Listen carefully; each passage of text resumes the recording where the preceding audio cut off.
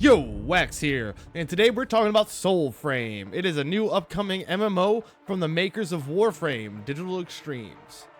Today we're looking at this article from Joseph Bradford of MMORPG, where he goes on to talk about his previous in 2023 seeing the first gameplay reveal, and then subsequently this next one they just released, a 30-minute gameplay. And I gotta say, this looks promising, guys. Let's check this out. Soulframe is achingly beautiful reminder that games are, at their core, pure artistry. Joseph Bradford goes on to talk about his past experience in 2023 at Tenacon, where they first witnessed a 30-minute gameplay that was released where they fought the Stag. And at that time, he was impressed. I do remember this first gameplay release, and I gotta say, it was met with some negative criticism and not overall just positive. And a lot of people critique things like the combat and the lighting and such.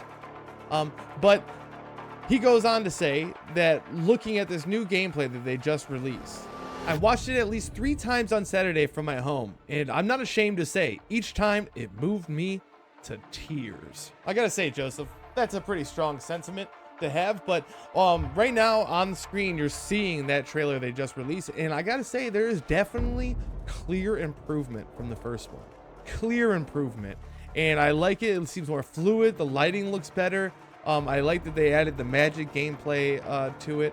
There's a couple fights in here that you'll see as we'll put on screen of them fighting the bear and these boss fights. And overall, now he really loves this music and the voice acting. And he goes on to say, however, what I think really sells Soulframe artistry is the relationship it has with its soundtrack, and how it feels integral to the overall experience instead of simply being backing track. Meanwhile, I absolutely adore the performance capture and voice acting of the witch Verminia. There's so much life and energy on display with each movement, and whoever's writing Soulframe's dialogue needs a raise. It's some of the best game writing I've heard in quite a while, and we've only caught glimpses of it in the prelude states. So I've found a couple of clips of this voice acting / examples of the music itself, and I'm gonna play them here on screen. Here you go. Wanting more than I have, every ancient land that I bleed, that I feed for them, that is mine.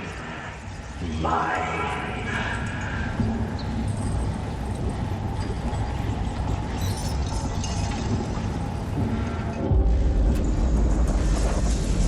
Grovel.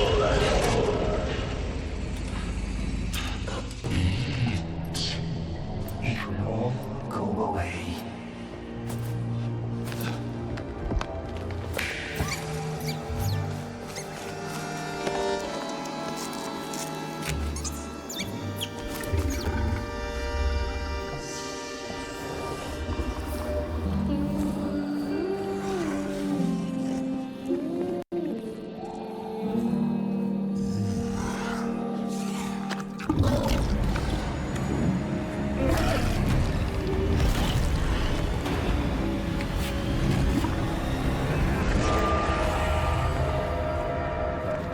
Well, I don't know if I'm exactly moved to tears like old Joseph here, but I certainly enjoyed that. I think it's good. I think that's great voice acting. I think that's great overall atmosphere, and the music is pretty nice. And I think that if you guys should definitely check out these trailers and look at them. So there's a couple other things that he touches on. Let's check them out. Once again, we see Soulframe reinforce the music with another ocarina-style minigame, with the demo ending with a touching choral rendition of the main theme of this demo, ending on chords that remind me of composers like Eric Whitacre. It is chill-inducing each time. Now, I agree that the Ocarina of Time style thing is cool. I will say that during this article, it's very clear there's almost zero negative criticism towards this game at all.